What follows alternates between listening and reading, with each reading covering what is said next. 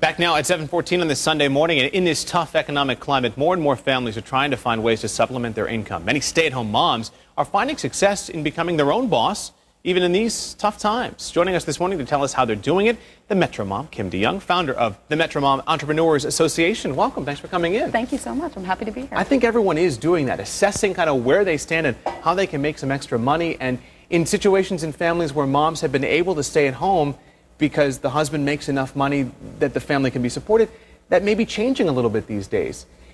This can be very difficult for women to deal with, can't it?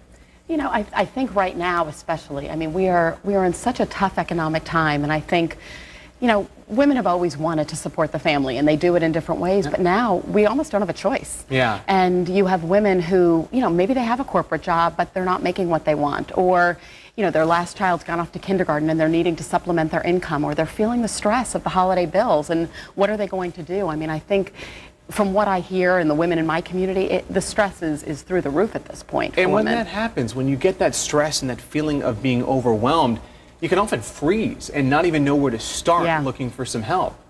You know, and I think that's exactly it. And I think part of what I want to do for women is to let them know that there are so many different opportunities for them. Yeah. And, you know, often it's overwhelming. You know, here you are, a woman, you might not have been working, you might be in a different situation, and you think, what are my choices?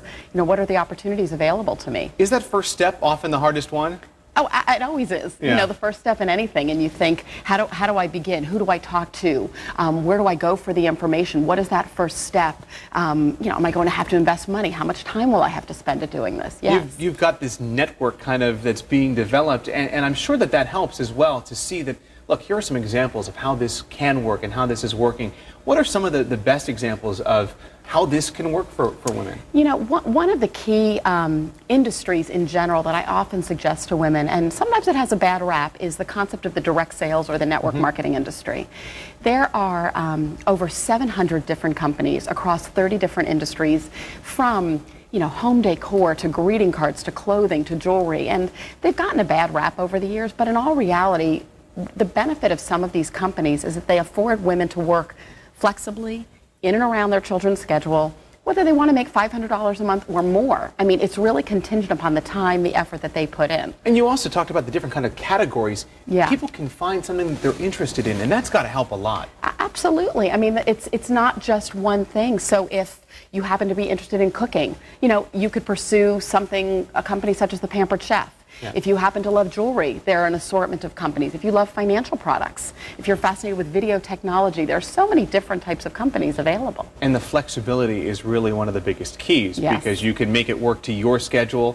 And, you know, we're not talking about trying to get rich off of some of these things. And I think that's maybe one of the areas where these direct marketing things have gone wrong, is people think, well, I'm going to get rich doing this. Right. And that's not what we're talking about here. Yeah, it's not a get-rich-quick scheme. It's about what is something that I can do where I can spend my energy doing something I enjoy, surrounding myself with people that I'm having a good time doing it with, and bringing in a supplemental income. Again, whether it's a small amount, and you know, the interesting statistic is that $500 a month can often make the difference between a family being bankrupt or not. When you talk about all the costs that are associated. Thanks so much for being with us, the Metromom Entrepreneurs Association.